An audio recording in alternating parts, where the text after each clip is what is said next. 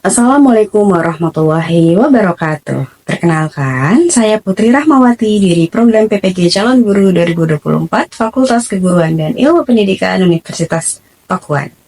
Dalam video kali ini, saya akan membahas konsep scaffolding dalam konteks Zone of Proximal Development atau ZVD yang dikembangkan oleh Levi-Gottschalk.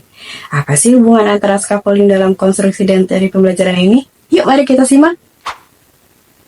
Scaffolding pembelajaran adalah bentuk pemberian bantuan yang diberikan pada tahap awal dan akan berkurang seiring dengan kemajuan yang dicapai oleh peserta didik.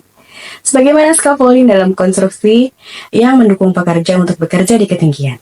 Dalam pendidikan, scaffolding mendukung peserta didik untuk mencapai potensi penuh mereka dalam belajar.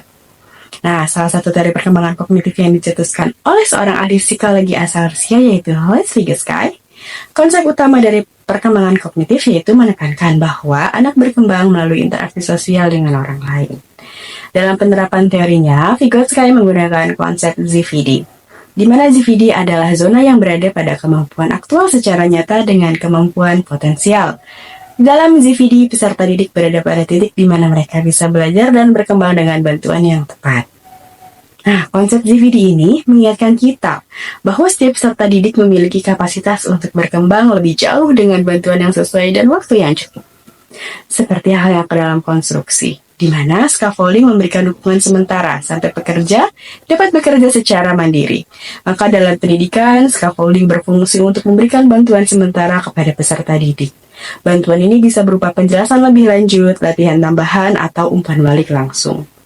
Seiring dengan meningkatnya kemampuan peserta didik, scaffolding atau bantuan yang diberikan harus berkurang, dan peserta didik bisa menyelesaikan tugasnya secara mandiri. Ada 3 macam kerangka panduan yang saya terapkan dalam penyusunan strategi scaffolding. Yang pertama, ada sense making, di mana saya menggunakan media ajar dalam bentuk video pembelajaran interaktif dan media konkret dalam bentuk alat peraga, sehingga peserta didik dapat mengetahui secara langsung bagaimana bentuk-bentuk dari bangun datar. Kemudian ada manajemen kerja, di mana saya mengorganisasikan peserta didik dalam kelompok kecil, kemudian membimbing diskusi dalam pengerjaan LKPD yang dikerjakan secara berkelompok. Karena beberapa peserta didik mengalami hambatan dalam membaca, maka di sini saya memberikan scaffolding, yaitu dengan membantu membacakan soal dan menjelaskan cara pekerjaan LKPD.